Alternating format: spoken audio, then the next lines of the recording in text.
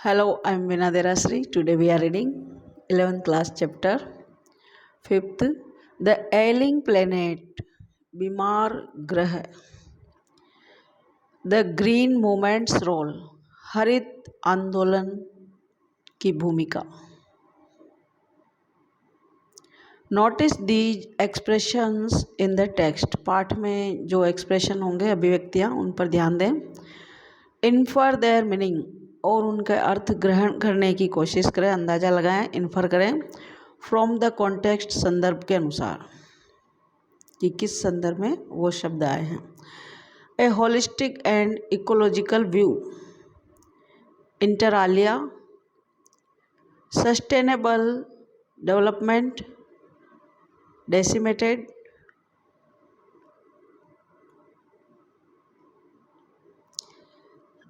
languish catastrophic depletion ignominious darkness transcending concern नानी पालखीवाला इस chapter के लेखक हैं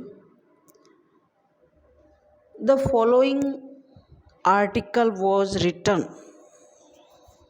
जो इस पाठ में लेख है आर्टिकल है वो लिखा गया था बाई नानी Palkhivala and published in the Indian express on 24 November 1994 Indian express अखबार के अंदर ये 24 नवंबर 1994 को पब्लिश हुआ था प्रकाशित हुआ था the issues that he raised और जो इशू मुद्दे नानी पालखीवाला ने उठाए इस लेख में आर्टिकल में regarding the declining health of the अर्थ जो पृथ्वी का जो एक स्वास्थ्य है हेल्थ है वो कैसा हो रहा है डिक्लाइनिंग हो रहा है घटता जा रहा है उसके संदर्भ में कंटिन्यू टू हैव रिलेवेंस और उसी के संदर्भ में अब ये स्टार्ट है one can not recall any moment कोई भी व्यक्ति ऐसा किसी भी मोमेंट को अभियान को आंदोलन को याद नहीं कर सकता या उसको ऐसा कोई याद नहीं आएगा इन वर्ल्ड हिस्ट्री विश्व के इतिहास में कि विश्व के इतिहास में ऐसा कोई आंदोलन मोमेंट अभियान विच हैज ग्रिप्ड जिसने इतनी पकड़ बनाई हो the imagination of the entire human race संपूर्ण मानव जाति की कल्पना को के ध्यान को जिसने जकड़ा हो जिसने ध्यान आकर्षित किया हो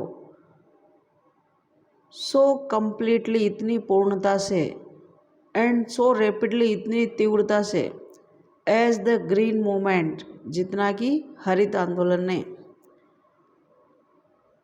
which started nearly 25 years ago जो लगभग 25 वर्ष पहले शुरू हुआ था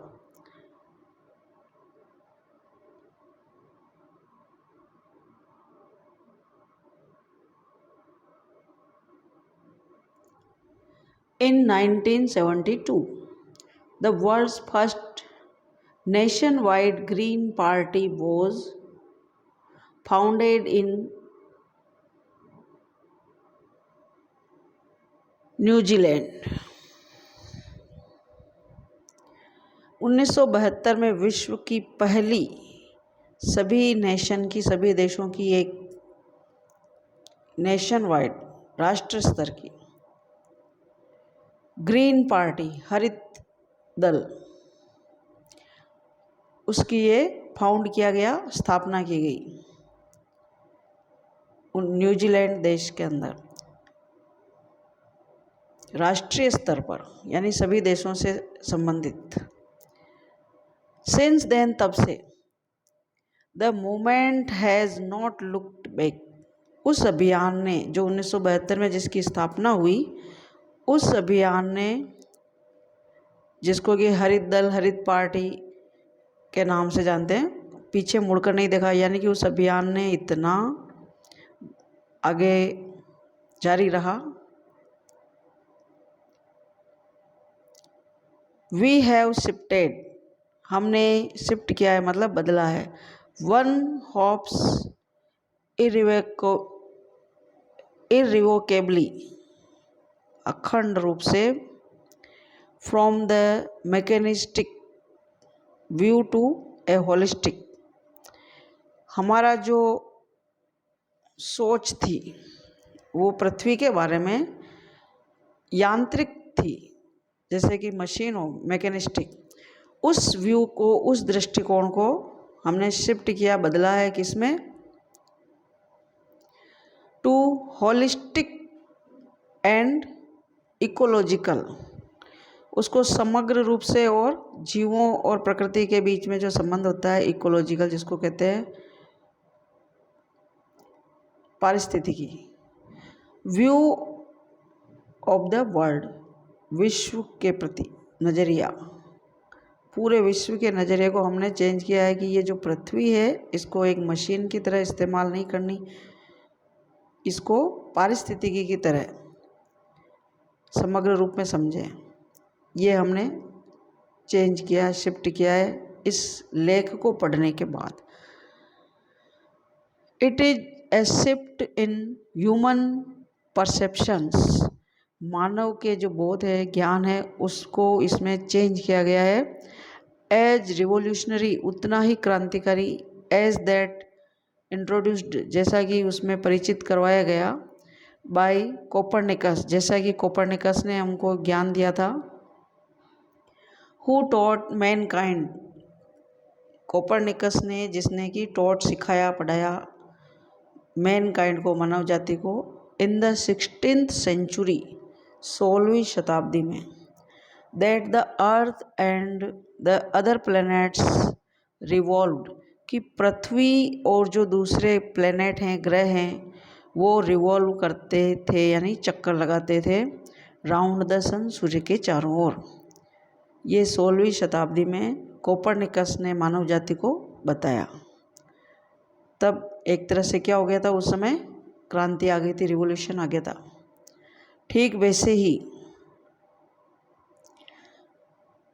फॉर द फर्स्ट टाइम, पहली बार इन ह्यूमन हिस्ट्री, मानव इतिहास में, there is growing world wide consciousness, विश्व स्तर पर कॉन्शियसनेस बढ़ी, चेतना बढ़ी, जानकारी बढ़ी, that the earth itself is a living organism, कि पृथ्वी को भी स्वयं में एक सजीव की तरह उसको माना जाए।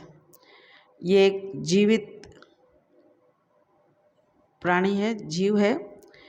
एन इनॉर्मस, जो कि एक विशाल, being of which we are parts, इतना विशाल जीव है कि हम सभी इसी के भाग हैं।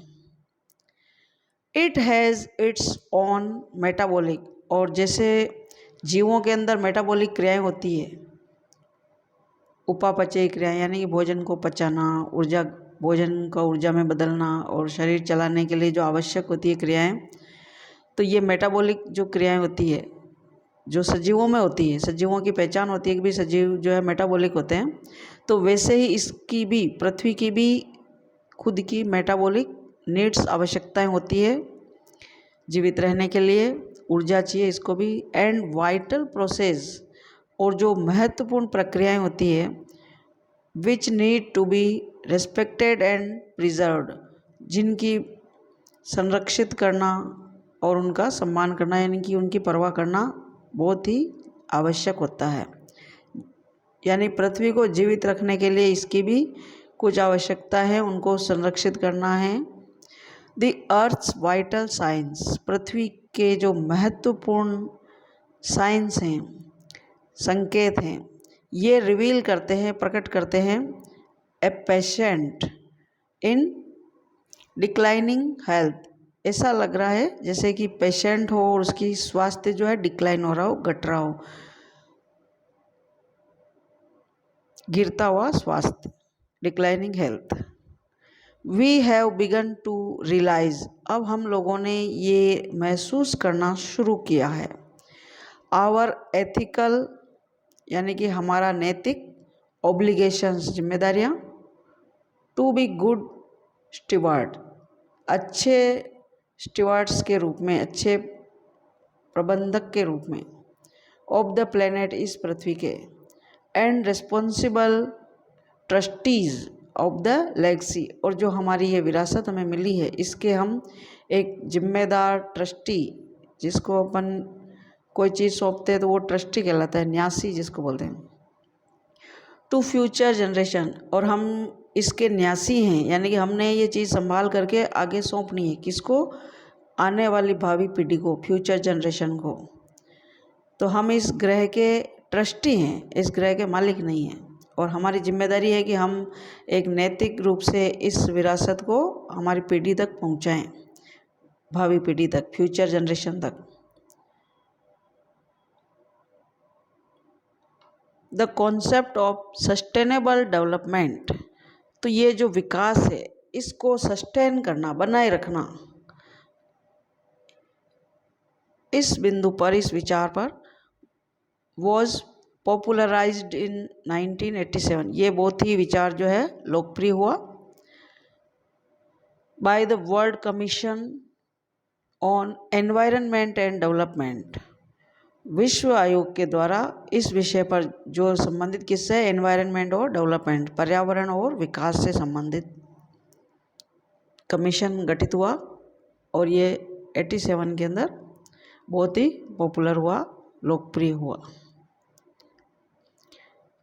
इन इट्स रिपोर्ट, और इस कमीशन की रिपोर्ट में, इस आयोग की रिपोर्ट में, ये डिफाइन किया गया, परिभाषित किया गया, द आइडिया, विचार, as development that meets the needs of the present, Vikas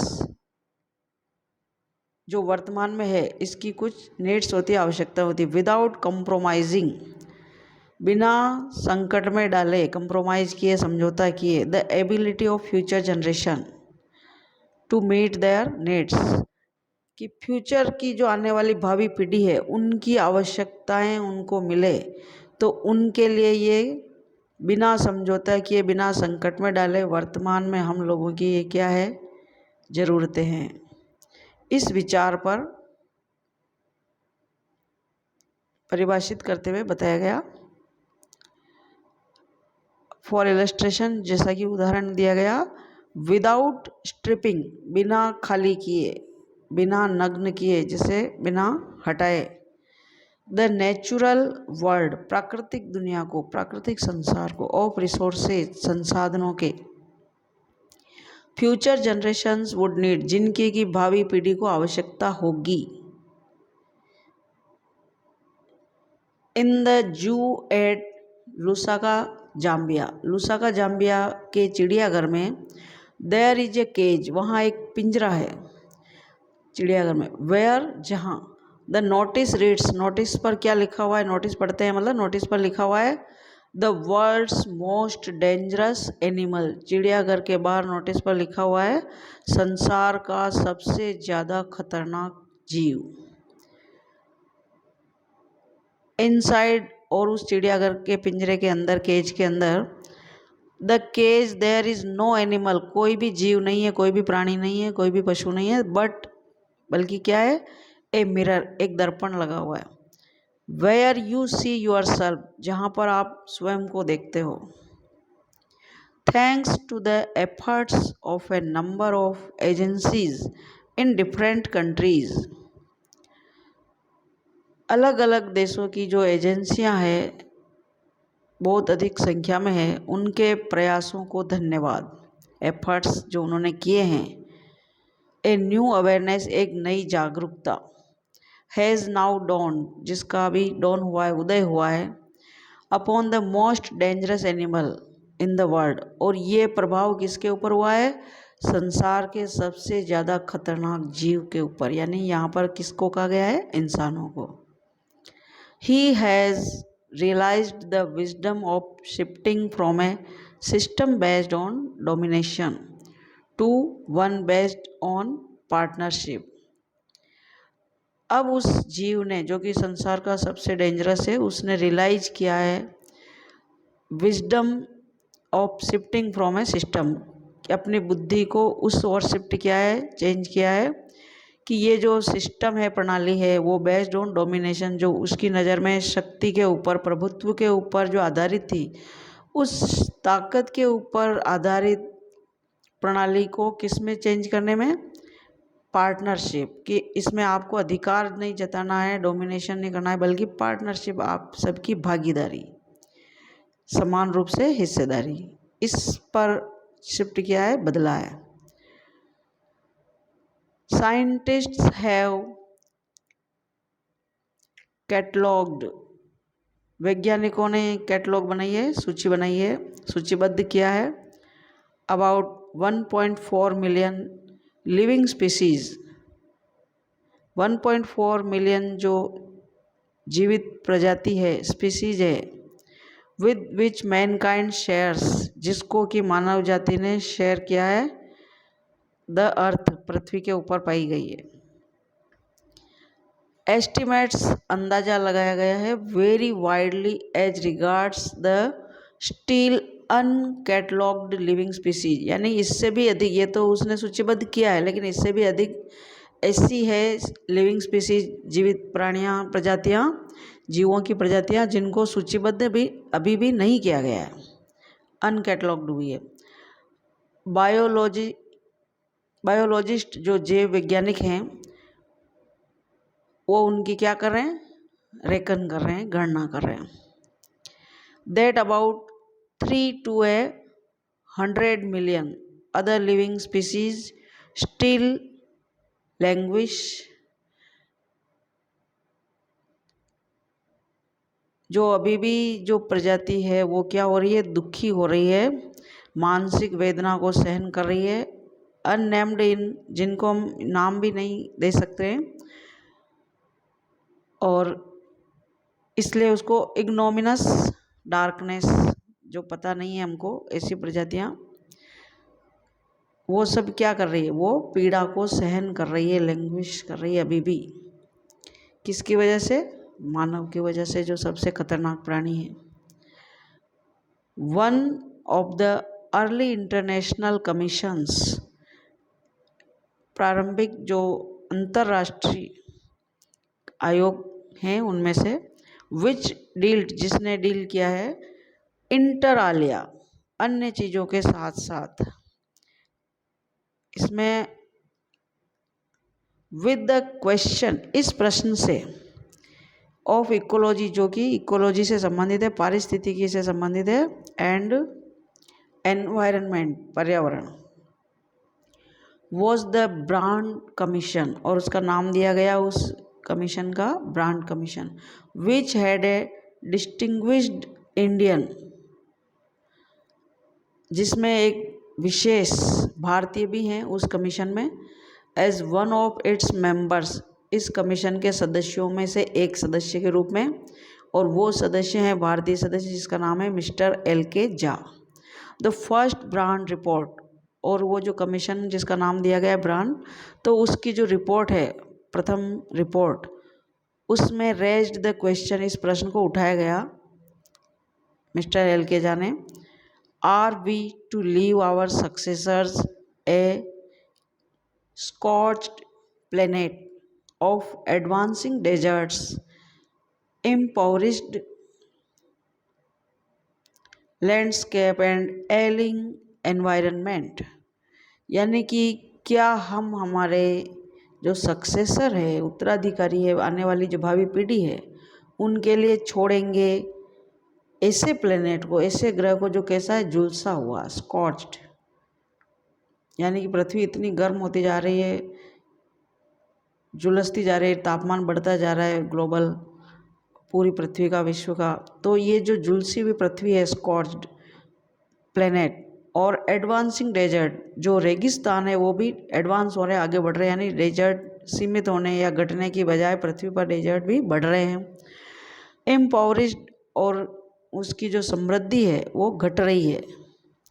landscapes and और जो प्राकृतिक भूभाग है, लैंडस्केप है, उसकी इम्पोवरिश्ड हो रही है यानी रूप बिगड़ रहा है। एंड एलिंग इन्वायरमेंट, और जो पर्यावरण है, एनवायरनमेंट है, वो भी एलिंग हो रहा है, यानी जैसे अगर इंसान है तो वो बीमार हो रहा है, ऐसे ही पर्यावरण क्षतिग्रस्त हो रहा है, नुकसान हो रहा है। Mister Lester R Brown in his thoughtful book, उन्होंने अपनी विचार युक्त जो किताब है अच्छे से लिखी हुई, इस पर विचार किया है, द ग्लोबल इकोनॉमिक प्रोस्पेक्ट, वैश्विक आर्थिक तत्व, पॉइंट्स आउट, इस पर पॉइंट आउट किया यानी बिंदु निकाले हैं, that the earth's principal biological systems are, पृथ्वी के जो प्रिंसिपल यानी मुख्य बायोलॉजिकल सिस्टम, जैविक प्रणाली जो है पृथ्वी की, उसके जो मुख्य जो भाग हैं आर 4, वो है 4, और वो 4 क्या है? नंबर 1 फिशरीज, मत्स्य यानी मछली उत्पादन, मछलियाँ।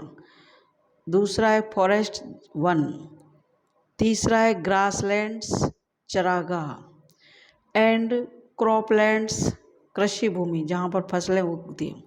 तो ये जो 4 चीज़ है, यही जैविक 4 मेन हैं, मुख्य है पृथ्वी के। ये पृथ्वी के 4 क्या है? ग्लोबल इकोनॉमिक प्रोस्पेक्ट है, यानी आर्थिक तत्व हैं जो पृथ्वी को, पूरे विश्व को आर्थिक शक्ति संपन्न बनाते हैं। 4 चीज़ें, fisheries, forest, grassland and croplands.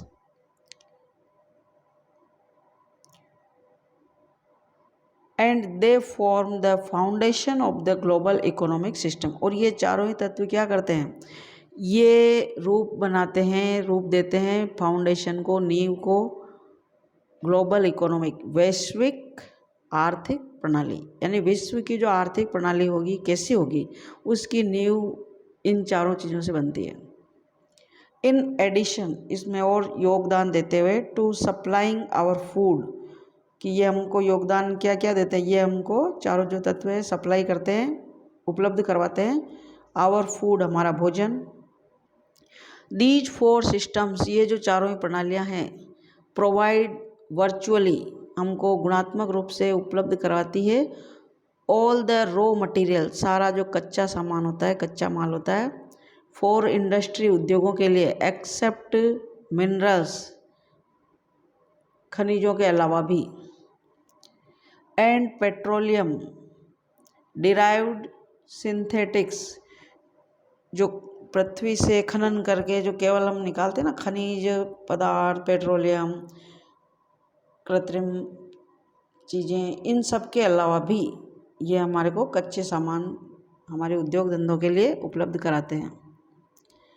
In large areas of the world, विश्व के विस्तृत क्षेत्र में, ह्यूमन क्लेम्स, इंसानों ने दावे किए हैं, हक जताए हैं, ऑन दी सिस्टम्स, इन सिस्टम पर, इन चारों चीज़ों पर, are reaching an unsustainable level, जो इतने अधिक पहुंच गए हैं जिसको सस्टेन नहीं कर सकते, उस स्तर को बनाए ही नहीं रख सक रहे। जो ये चारों का स्तर है वो वैसा का वैसा हम बनाए नहीं रख पा रहे आगे की पीढ़ी तक। ए पॉइंट वेयर देयर, एक बिंदु जहाँ पर, there productivity is being impaired, यानी जहाँ पर उनका उत्पादन की जो क्षमता है वो इम्पेयर हो रही है, खराब हो रही है। व्हेन दिस हैपन्स, और जब ऐसा होता है, फिशरीज कोलैप्स, जो मत्स्य उत्पादन है वो भी नष्ट हो रहा है यानी कम हो रहा है। फॉरेस्ट डिसअपियर, वन गायब हो रहे हैं। ग्रासलैंड्स आर कन्वर्टेड इनटू बैरन, और जो चरागाह भूमि है ग्रासलैंड, वो चरागाह किस में कन्वर्ट हो रही है, बदल रही है बैरन में। बैरन यानी बंजर भूमि। वेस्ट लैंड्स, ऐसी भूमि जो वेस्ट है, खराब है, बर्बाद। एंड क्रॉप लैंड्स डिटीरियोरेट, और जो क्रॉप लैंड है जहाँ पर कृषि होती है, कृषि क्षेत्र जो हमें भोजन उपलब्ध कराती है, वो भी बदतर हालत हो रही, डिटीरियोरेट हो रही है, मतलब ख़राब हो रही है। वो मिट्टी, वो ज़मीन, वो भी फसल को इतनी गुणात्मकता रूप से देने में सक्षम नहीं हो रही, यानी वो भी बदतर होती जा रही है भूमि। In a protein conscious and protein hungry world, protein के प्रति जो सचेत और प्रोटीन के जो भूखी जो दुनिया है, over fishing is common every day. Over fishing का मतलब आवश्यकता से अधिक मछलियाँ पकड़ना, ये एक सामान्य दिन प्रतिदिन की घटना है। इन पुअर कंट्रीज, गरीब देशों में, local forest are being decimated, और जो स्थानीय वन है वहाँ के, उनका सामूहिक रूप से, यानी सभी मिलकर के, कोई एक व्यक्ति नहीं कर रहा, सामूहिक रूप से सभी मिलकर के उसका डेसिमेट कर रहे हैं, विनाश कर रहे हैं वनों का। और क्यों कर रहे हैं? In order to procure firewood, ताकि वो उनकी जलाऊ लकड़ी प्राप्त कर सके फॉर कुकिंग, भोजन पकाने में। इन सम प्लेसेज, कुछ स्थानों पर, firewood has become so expensive, जलाऊ जो लकड़ी है भोजन पकाने वाली, वो इतनी एक्सपेंसिव हो गई है, महंगी हो गई है, that vote goes under the pot, under the pot यानी पॉट से नीचे, यानी ईंधन की लकड़ी, now cost more than vote goes inside it, यानी बर्तन के अंदर पकने वाली चीज़ से वो बर्तन के नीचे वाली चीज़ यानी ईंधन ज़्यादा कॉस्टली हो गया है, महंगा हो गया है। भोजन की तुलना में ईंधन महंगा हो गया है, जो भोजन को पकाने के लिए ईंधन की आवश्यकता होती है वो। सिंस द ट्रॉपिकल, ट्रॉपिकल उष्ण कटिबंध को बोलते हैं, तो उष्ण कटिबंध के जो वन हैं, इज इन द वर्ल्ड्स, संसार में, of doctor Myers the power house of evolution, ये डॉक्टर मायर्स के अनुसार, उनके शब्दों में, कि power house of evolution, evolution जैविक विकास, जैविक विकास का वो वन क्या है, उष्ण कटिबंध वाला जो क्षेत्र है, वो पावर हाउस है, शक्ति ग्रह है। जैसे शरीर के अंदर माइटोकॉन्ड्रिया होता है, उससे शरीर का संचालन होता है, वैसे ही ये जो वन है, फॉरेस्ट जो हैं, उष्ण कटिबंधीय जो क्षेत्र है उसके जो वन है, वो इतने इम्पोर्टेंट है, पावर हाउस से उसकी तुलना की गई है शक्ति ग्रह से, कि जैसे सजीवों में माइटोकॉन्ड्रिया होता है, वैसे ही उसको अगर सजीव माना जाए तो वन जो है पावर हाउस है, और जैव विकास के लिए, इवोल्यूशन के लिए बहुत ही इम्पोर्टेंट है। सेवरल स्पीसीज ऑफ लाइफ, क्योंकि इसकी वजह यह है कि बहुत सारी जो है स्पीसीज, प्रजातियाँ, ऑफ लाइफ, जीवों की, फेस एक्सटिंक्शन, क्योंकि वो विलुप्तता का सामना कर रही है, यानी कि उनकी प्रजातियाँ ही नष्ट हो रही है वनों के नष्ट होने से, as a result of its destruction, क्योंकि इसका जो डिस्ट्रक्शन हो रहा है, विनाश हो रहा है वनों का, इसका नतीजा ये हो रहा है कि जो बहुत सारी प्रजातियां हैं वो एक्सटिंक्ट हो रही है, विलुप्त होती जा रही हैं। It has been well said, और ये सही कहा गया है, that forest precede mankind, deserts follow, यानी कि पहले फॉरेस्ट होता है इंसान से पहले, प्रीसीड यानी पहले आना, और मानव जाति के बाद में क्या हो रहा है, डेजर्ट्स फॉलो, उसके बाद रेगिस्तान, मरुस्थल, वो क्या है, पीछे पीछे आ रहे हैं, यानी पहले तो वन है, जब वन है उसके बाद जैसे इंसान आता है, इंसान के आने के बाद वो वन के बाद वन नहीं रह करके क्या हो जाते हैं, रेगिस्तान हो जाते हैं, इंसान वनों को रेगिस्तान में बदलता जा रहा है एक तरह से। The world's ancient,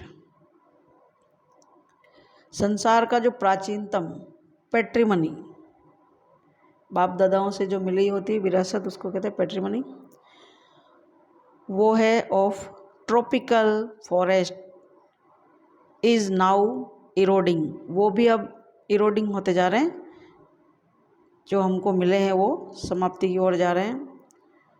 eight the rate of 40 to 50 million acres a year, एक साल में 40 से 50 एकड़ वन जो है ख़त्म होते जा रहे हैं, इरोड होते जा रहा है। And the growing use of dung, और जो यूज ऑफ डंग, डंग का जो उपयोग है, डंग यानी गोबर, गोबर का जो उपयोग है फॉर बर्निंग, जलाने के लिए, गोबर का उपयोग जलाने के लिए जो बढ़ता जा रहा है, ग्रोइंग हो रहा है, वो डिप्राइव कर रहा है द सोइल, मिट्टी को वंचित कर रहा है, of an important natural fertiliser, क्योंकि डंग जो है, गोबर जो है, मिट्टी के लिए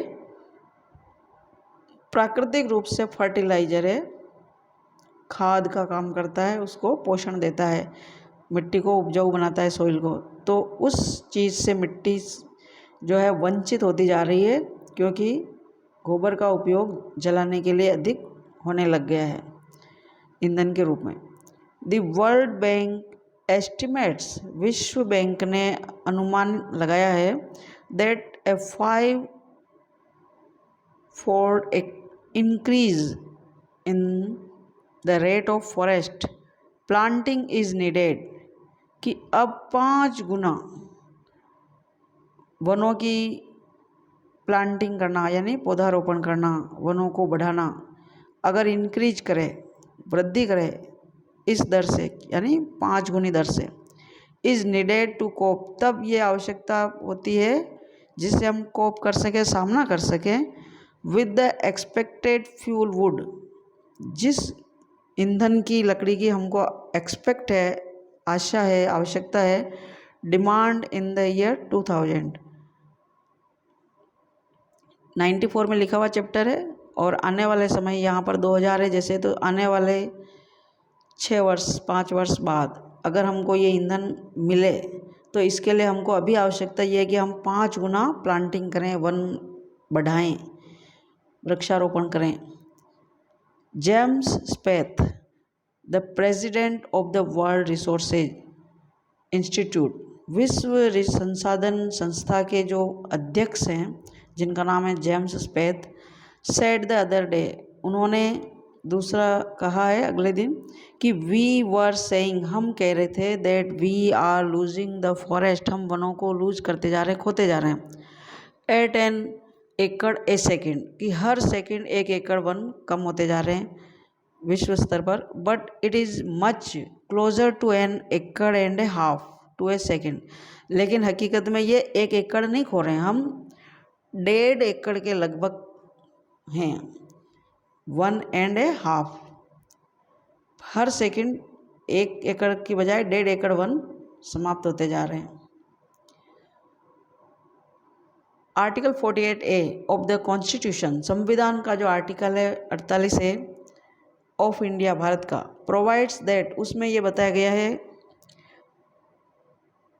जो हमको ये देता है संविधान, कि द स्टेट शैल इंडेवर, जो स्टेट है, राज्य हैं, वो इंडेवर करेंगे, प्रयास करेंगे, टू प्रोटेक्ट, सुरक्षित रखने की, एंड इम्प्रूव, सुधार करने की, द एनवायरनमेंट, पर्यावरण की, एंड टू सेफ गार्ड, और उसकी सुरक्षा करने की, किसकी, द फॉरेस्ट, वनों की, एंड वाइल्ड लाइफ, वन और वन्य जीवों की, ऑफ द कंट्री, देश के वन और वन्य जीवों की सुरक्षा करना और इसके पर्यावरण में सुधार करना और इसको प्रोटेक्ट करना, बचाए रखना, इन सब के प्रति हमारे देश के संविधान के 48A भाग में ये बताया गया है कि राज्यों का ये दायित्व है कि राज्य जो है उनको प्रयास करेंगे बनाए रखने का और सुरक्षित रखने का। But vote causes endless anguish, लेकिन जो एंडलेस, जिनका कोई अंत ही नहीं, ऐसे अनंत कारण हैं जो हमको पीड़ा देते हैं, कि इज़ द फैक्ट, और तथ्य यही है, सच्चाई यही है, that laws are never respected nor enforced in India, कि भारत में जो कानून बने हैं, लॉ बने हैं, उनका कभी भी रेस्पेक्ट नहीं किया जा रहा है, सम्मान नहीं किया जा रहा है, और न उनको इन्फोर्स किया जा रहा है, बाध्य किया जा रहा है उनका पालन करने का। फॉर इंस्टांस, उदाहरण के लिए, द कॉन्स्टिट्यूशन से, संविधान कहता है, दैट कास्टिज्म, जो कास्ट सिस्टम है, जातिवाद, कास्टेज, अनटचेबिलिटी, छुआछूत, जिसको अछूतपन, एंड बॉन्डेड लेबर, और जो बंधुआ मजदूर होते हैं, शेल बी, इन चीज़ों को शेल बी एबोलिश्ड, त्याग दिया जाएगा। यानी संविधान कहता है कि जातिवाद और बंधुआ मजदूरी और छुआछूत, इनको त्याग दिया जाएगा, हटाया जाएगा। बट दे फ्लोरिश, लेकिन ये फल रहे हैं, फूल रहे हैं, शेमलेसली, बेशर्मी से, इवन आफ्टर, यहाँ तक कि 44 years of the operation of the constitution, संविधान के संचालन के 44 years होने के बाद भी ये अभी भी हटे नहीं हैं। A recent report of our parliament's estimates committee, और एक हाल ही में जो एक रिपोर्ट आई है जो हमारी पार्लियामेंट संसद में एस्टिमेट्स कमिटी ने, अनुमानित जो कमेटी बनी है उसने ये बताया है, हाईलाइट किया है, इस पर प्रकाशित किया है कि द नियर कैटेस्ट्रोफिक डेप्लीशन, जो इतनी खतरनाक कमी हो रही है ऑफ इंडियाज फॉरेस्ट्स, भारत के वनों की, ओवर द लास्ट 4 डिकेड्स, पिछले 4 दशकों में, India according to reliable data, और भारत में ये जो डाटा है, आंकड़े हैं, विश्वसनीय आंकड़ों के अनुसार, इज़ लूजिंग इट्स फॉरेस्ट, इसके वनों को लूज कर रहा है, खो रहा है, at the rate of 3.7 million acres a year, कि हर वर्ष 3.7 मिलियन एकड़ वन जो है खोते जा रहे हैं, गायब हो रहे हैं। लार्ज एरियाज, और विस्तृत क्षेत्र, ऑफिशियली डिजाइनेड वो as forest land,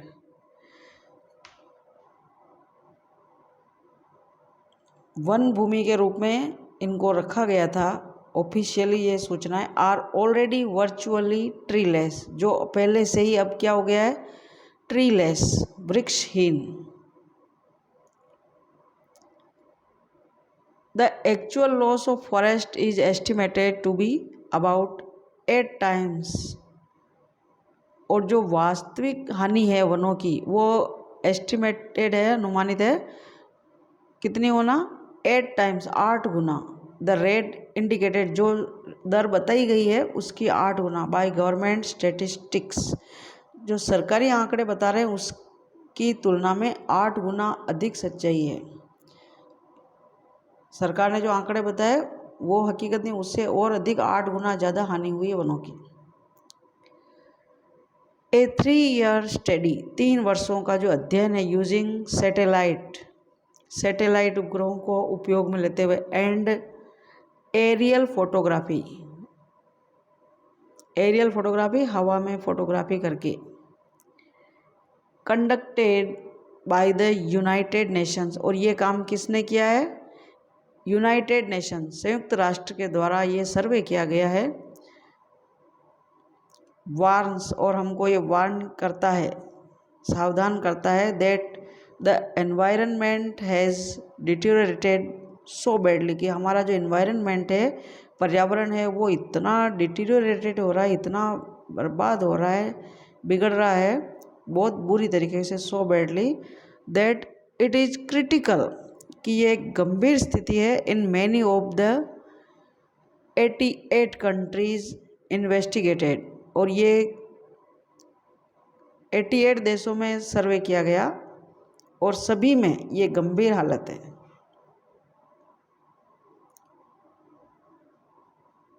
there can be no doubt, इसमें कोई भी डाउट, संदेह, शंका नहीं हो सकती, that the growth of world population, कि संसार की जो पॉपुलेशन है, आबादी है, जनता है,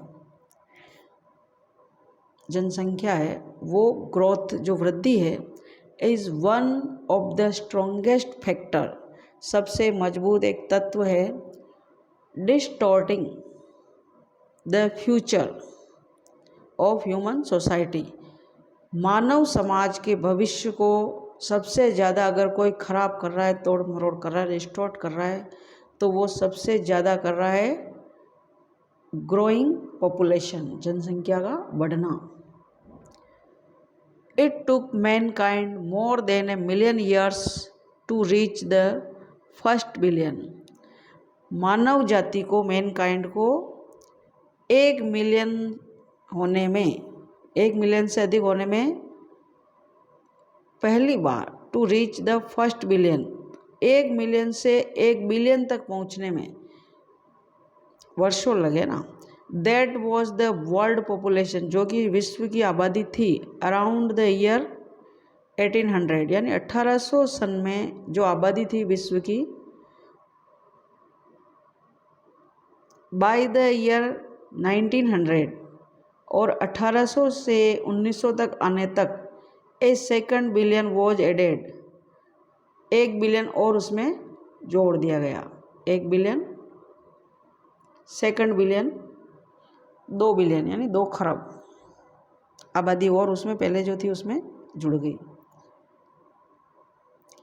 एंड द 20th सेंचुरी, और जब 20वीं शताब्दी आई, हैज़ एडेड अनदर 3.7 बिलियन। तो हर 100 साल में जब ये आबादी का गणना हो रही है तो पहले तो 1 मिलियन थी, लेकिन बाद में मिलियन से बिलियन हो गई, और बिलियन से फिर 3.7 बिलियन फिर जुड़ गई, आबादी और अधिक बढ़ती गई। The present world population is estimated at 5.7 billion. और यानी 1994 की बात हो रही है कि उस समय जो वर्तमान काल है लेखक का, कि वर्तमान में पॉपुलेशन का अंदाज़ा जो लगाया गया है वो 5.7 बिलियन है, 5.7 खरब है संसार की आबादी, वर्ल्ड की पॉपुलेशन। एवरी 4 days, और प्रत्येक 4 दिनों में the world population increases by 1 million. विश्व की आबादी 4 दिन में ही 1 मिलियन बढ़ रही है। 1 मिलियन, 1 मिलियन होता है 10 lakh. Fertility falls as incomes rise, education spreads, शिक्षा का बढ़ना, एंड हेल्थ इम्प्रूव्स, और स्वास्थ्य का सुधार होना। ये सब किससे हो रहा है? फर्टिलिटी का फॉल होना से। मतलब अगर जनसंख्या गिरती है तो आय बढ़ रही है, शिक्षा फैल रही है और हेल्थ में इम्प्रूव हो रहा है। दस इस प्रकार से ये साबित हो रहा है कि development is the best contraceptive. जो विकास है, डेवलपमेंट है, वो एक तरह से सबसे बड़ा, सर्वाधिक बेस्ट गर्भ निरोधक है।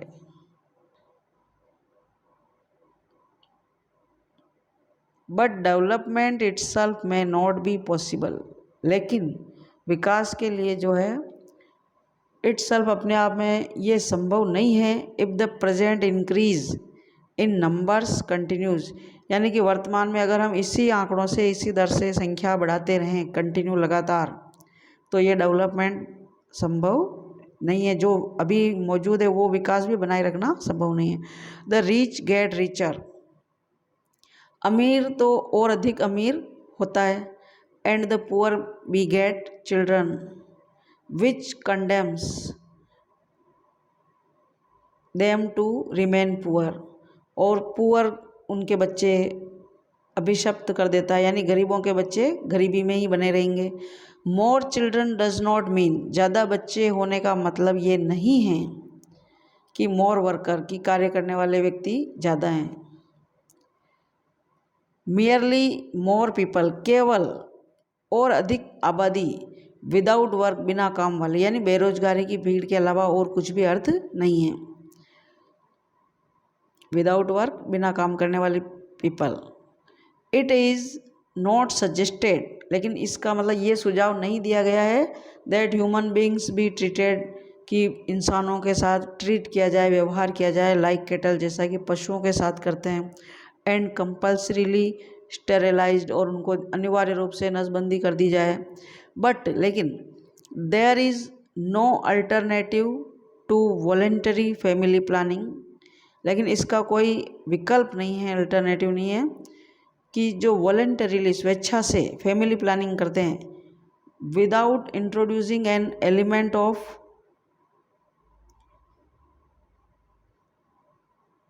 कोर्शन, यानी बिना जोर ज़बरदस्ती के स्वेच्छा से जो फैमिली प्लानिंग अपनाते हैं। The choice is really between control of population, यानी कि हमको जो चुनाव करना है वो वास्तव में आबादी को कंट्रोल करके, नियंत्रित करके, and perpetuation of poverty,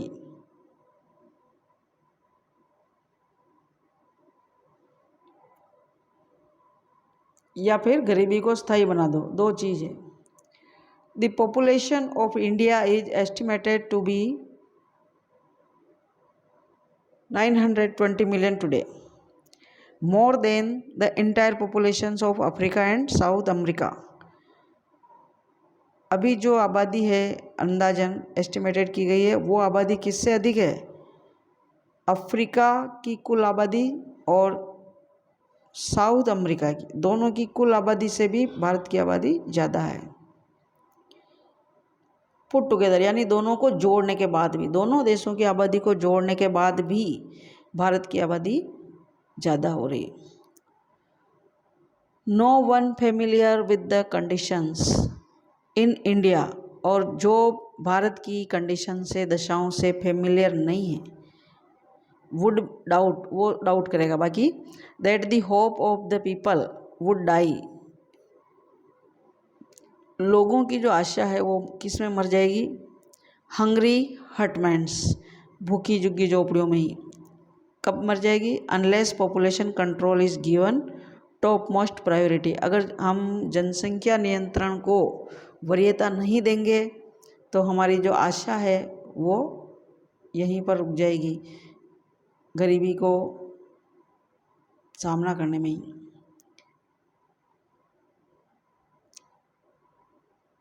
for the first time in human history, मानव इतिहास में पहली बार, वी सी, हम देखते हैं, ए ट्रांसेंडिंग कंसर्न, एक सीमा से अधिक चिंता, the survival not just of the people but of the planet. अब ये जो चिंता है ये केवल लोगों की अस्तित्व की चिंता नहीं है, बल्कि पूरे प्लेनेट के अस्तित्व की चिंता है, पूरे ग्रह की, पूरी पृथ्वी की चिंता है।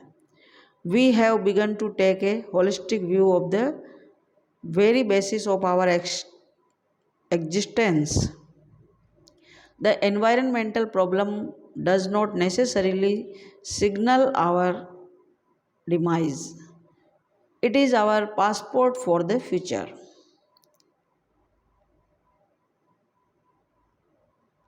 The environmental problem does not necessarily signal, जो पर्यावरण संबंधी समस्याएं हैं ये आवश्यक रूप से हमको ये संकेत नहीं दे रही है कि हम मर ही जाएंगे, बल्कि ये हमको भविष्य में ले जाने का एक पासपोर्ट है, जरिया है। द इमर्जिंग न्यू वर्ल्ड, उभरता हुआ जो नया संसार है, विजन जो ये देखता है, दृष्टिकोण रखता है, हैज अशर्ड इन, जो हमारा स्वागत करेगा, लेकर के आ रहा है, अशर्ड कर रहा है, किसका? द इरा, उस युग का, ऑफ रेस्पॉन्सिबिलिटी, जिसमें जिम्मेदारी है, उस नए युग की जिसमें हमारी जिम्मेदारी बनती है, उसका स्वागत करने के लिए ये एक जरिया है, जो ये दृष्टिकोण जो है इस पूरे नए वर्ल्ड के सामने उभर कर आया है, इमर्ज हुआ है। It is a holistic view, और ये एक समग्र दृष्टिकोण है, अकेले का नहीं है, समग्र पूरी पृथ्वी को लेकर के है। एन इकोलॉजिकल व्यू, जिसमें एक इकोलॉजिकल पारिस्थितिकी दृष्टिकोण है, जिसमें जीव और प्रकृति शामिल होता है, वो है ecological. Seeing the world as an integrated, पूरे संसार को इंटीग्रेटेड रूप से देखते हुए, रादर देन ए डिसोशिएटेड यानी अलग अलग मानते हुए नहीं, उसकी तुलना में कि हमको संसार को टुकड़ों टुकड़ों में बांट करके अपने अपने हिस्से की परवाह करने के बजाय समग्र रूप से इसमें दृष्टिकोण बनाया गया है, सोचा गया है, चिंता की गई है, कंसर्न किया गया है। कलेक्शन ऑफ पार्ट्स, सभी भागों को कलेक्ट करते हुए, सामूहिक मानते हुए, पूरे विश्व को एक साथ मानते हुए। Industry has a most crucial role to play in this new era of responsibility, और इस नए जिम्मेदारीपूर्ण युग की शुरुआत में सबसे अधिक काम अगर कोई करेगा विनाशकारी तो वो है उद्योग, industry. What a transformation would be effected if more businessmen shared the view of the chairman of DuPont, Mr. Edgar S. Woolard, ये नाम है चेयरमैन का, जिन्होंने बताया है हु 5 years ago, 5 वर्ष पहले जो अपने विचार रखे थे, इनका इफेक्ट पड़ेगा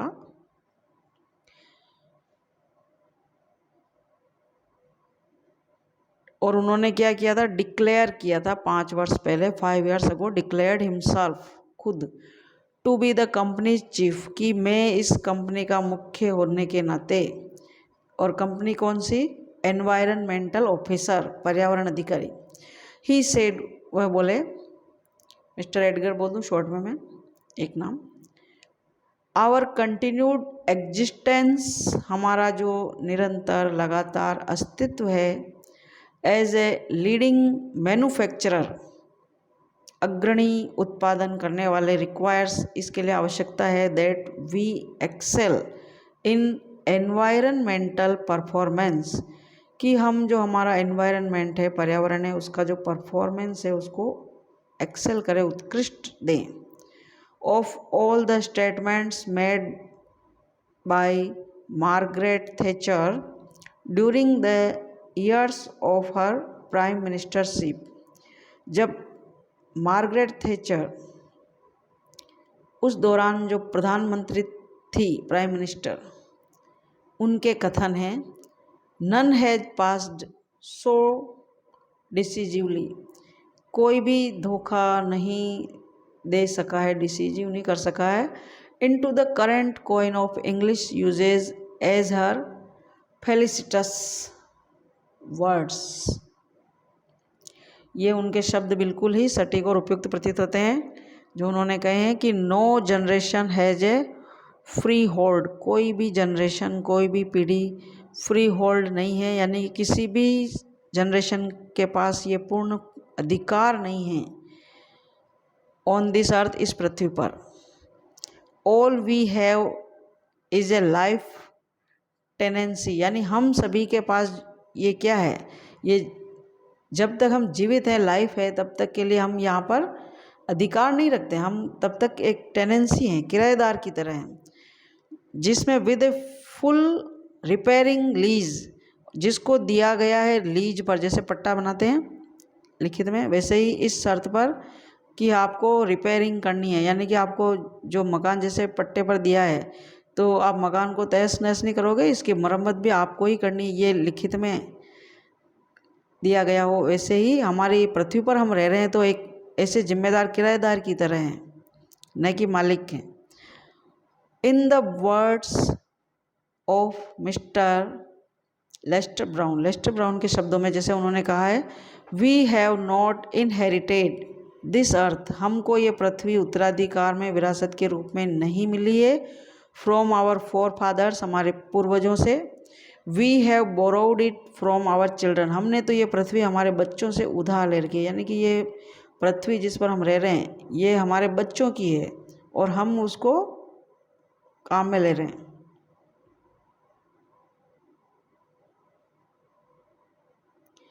Questions from textbook solved. Understanding the text. Question number 1. Locate the lines in the text that support the title The Ailing Planet. बीमार ग्रह को सपोर्ट करने वाला, समर्थन में जो लाइनें हैं उनको आप लोकेट करें पाठ में से, टेक्स्ट में से। The following lines in the text support the title the ailing planet. Are we to leave our successors a scorched planet of advancing deserts, impoverished landscapes, and ailing environment? A 3-year study using satellites and aerial photography conducted by the United Nations warns that the environment has deteriorated so badly that it is critical in many of the 88 countries investigated. What does the notice?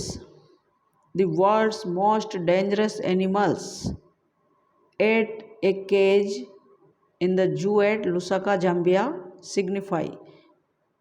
ये जो चिड़ियाघर के बाहर जो लिखा हुआ है notice पे, उसका क्या महत्व है, वो क्या महत्व व्यक्त कर रहा है। द नोटिस जो सूचना पट की तरह लिखा हुआ है ध्यान देने के लिए। The world's most dangerous animals at a cage, एक चिड़ियाघर के पिंजरे के बाहर, केज के बाहर, जो कि लुसाका के, जाम्बिया के लुसाका का चिड़ियाघर है वहाँ पर। In the zoo at Lusaka Zambia signifies, ये इंगित करता है, महत्व बताता है, दैट मैन इज सोलली मतलब अकेला ही, इंसान अकेला ही रेस्पॉन्सिबल जिम्मेदार है फॉर ऑल द डिटेरियोरेशन, सारी बर्बादी का, विनाश का, इन एनवायरनमेंट एंड डेप्लीशन, पर्यावरण और इसकी जो क्षति है, ऑफ नेचुरल रिसोर्सेज, प्राकृतिक संसाधनों की, उसके लिए। दस इस प्रकार से man is the world's most dangerous animal.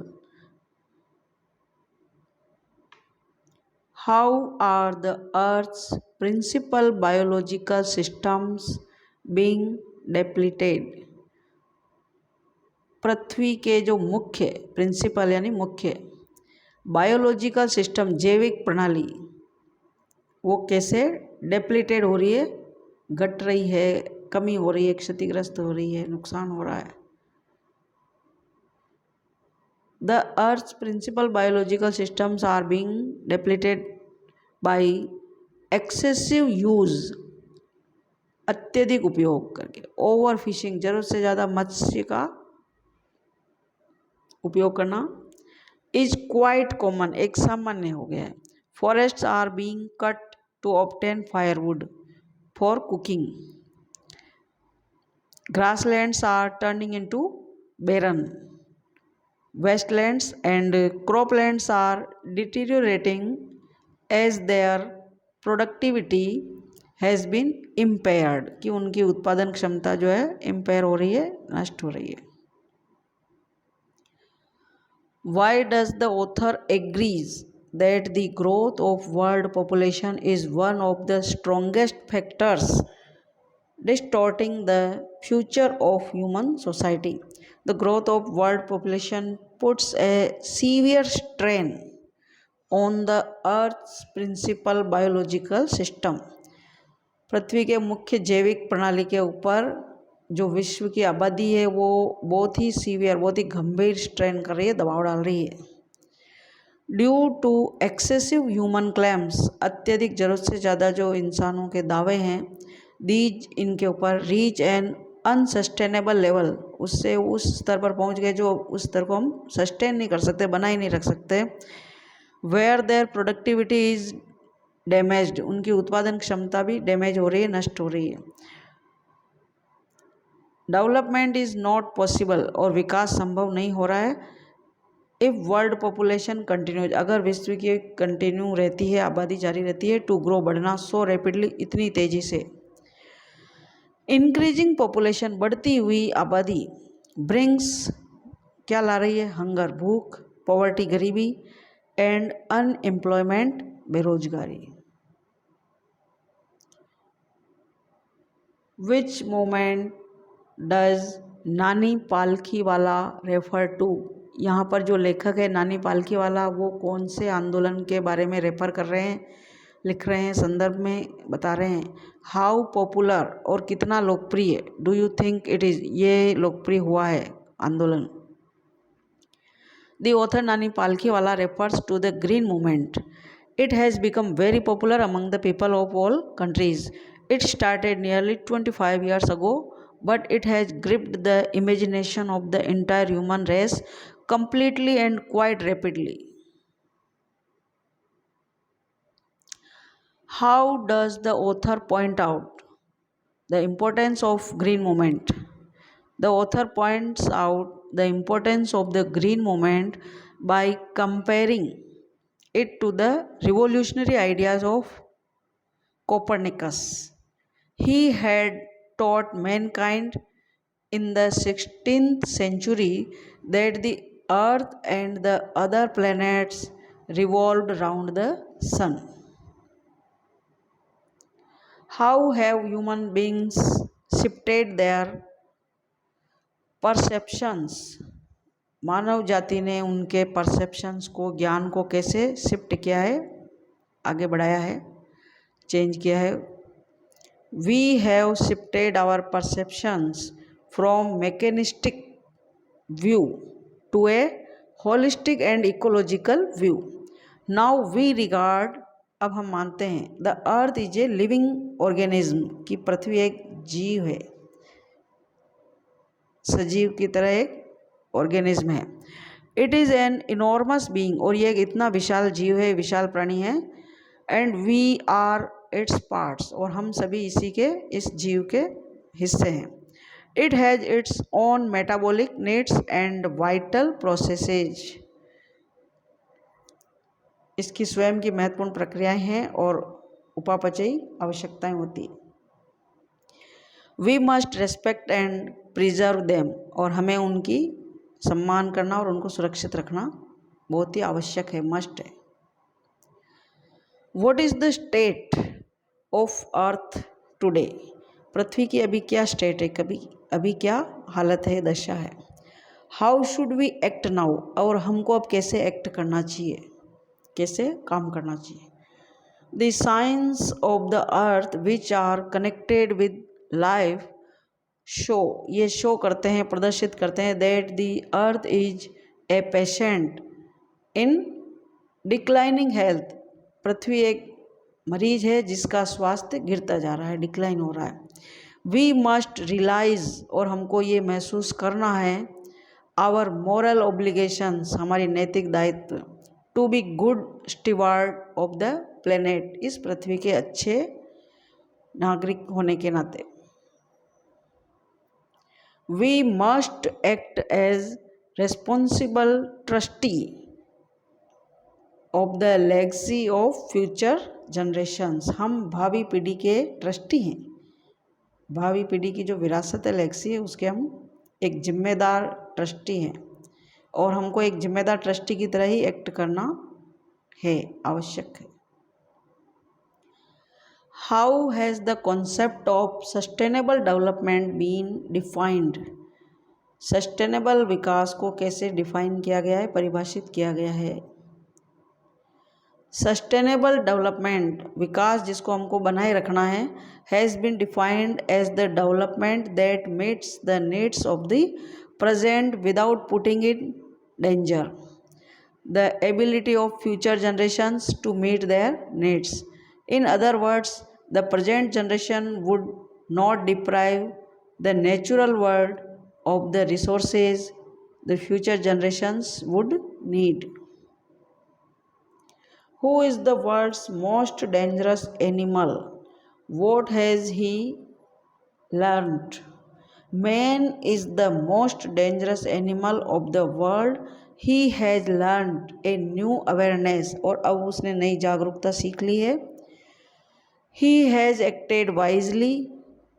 He has shifted from the system of domination to one based on partnership. प्रभुत्वता से उसने अपना चेंज किया है और सहभागिता के ऊपर केंद्रित किया है, कि हम सभी यहाँ पर डोमिनेट करने के लिए नहीं है, पार्टनरशिप में है, यानी हम सभी का इसमें हिस्सेदारी है. What do you learn about the number of living species from this chapter? Scientists have arranged a list of about 1.4 million living species. The number of unlisted species is much more. It varies from 3 to 100 million according to various estimates. These still remain unknown and unidentified. अभी भी इतनी प्रजातियां हैं जिनका हमने अभी तक जाना नहीं है, अज्ञात है, हम उनसे परिचित नहीं हैं.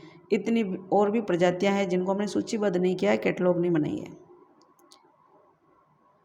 What do you know about the Earth's biological systems and their functions? The Earth has 4 principal biological systems. पृथ्वी के 4 मुख्य जैविक प्रणालियां हैं. These are, और वो हैं fisheries, forests, grasslands and croplands. They form the basis of the world's economic system. They supply us food and raw material for industry. What is the state of Earth's biological system now and why? In many areas of the world, Earth's biological system have reached an unsustainable level. They have reached a point where their productivity has been damaged. This is because of the excessive pressure exerted by men on them. How do the Earth's biological system behave on reaching an unsustainable level? The productivity of the Earth's biological system is impaired on reaching an unsustainable level. Fisheries collapse, forests disappear, grasslands turn into barren wastelands, croplands become worse. Thank you.